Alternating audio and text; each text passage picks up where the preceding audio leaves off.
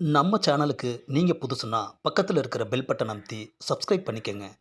அப்பப்பப்பா, என்ன திட்டு என்ன திட்டு. ம் காதே கிழிஞ்சிருச்சே ஐயா. கொச்சா, அவன் உங்களை ரொம்ப அதிகமாகவே திட்டான்.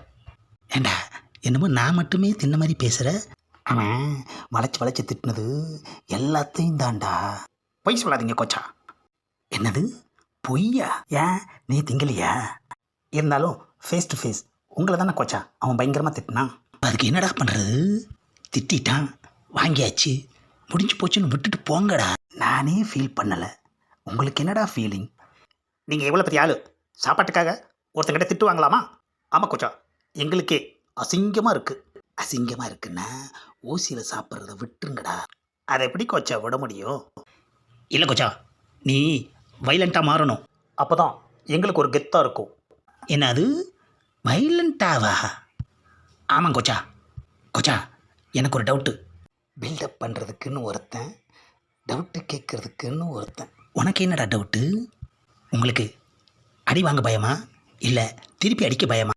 ஆஹா, வேலு நாயக்கர்கிட்ட நீங்கள் நல்லவரா கெட்டவரான்னு கேட்ட மாதிரி இப்படி ஒரு கேள்வியை நம்மக்கிட்ட கேட்குறான் ஐயா. இதுக்கு என்ன பதில் சொல்கிறது? டேய், ரெண்டுக்குமே பயந்தாண்டா. கோச்சா, அடி வாங்க பயப்படலாம், ஆனால் அடி கொடுக்க பயப்படலாமா? வாங்கினதுக்கப்புறம் எப்படா திருப்பி கொடுக்க முடியும்? ஏண்டா, ஒரு சப்ளையரை அடித்து என் கௌரவத்தை நான் குறைச்சிக்கணுமா?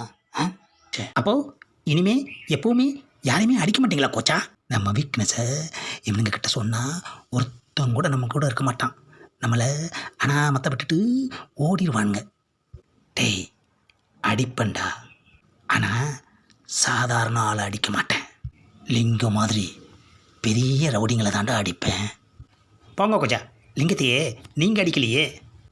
உடம்புல அடிக்கலைன்னா என்னடா, அவன் மனசில் பயங்கரமாக அடிச்சிட்டேன்டா.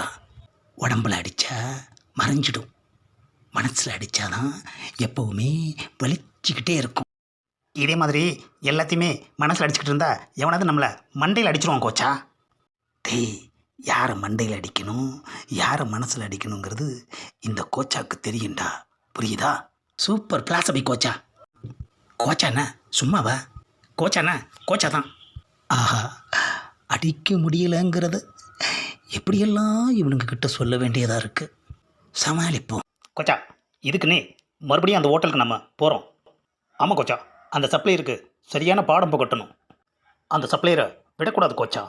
ஆஹா, திட்டுனதோடு விட்ட அவனை இவனுங்க அடிக்கவே வச்சிருவானுங்க போல இருக்குது ஐயா.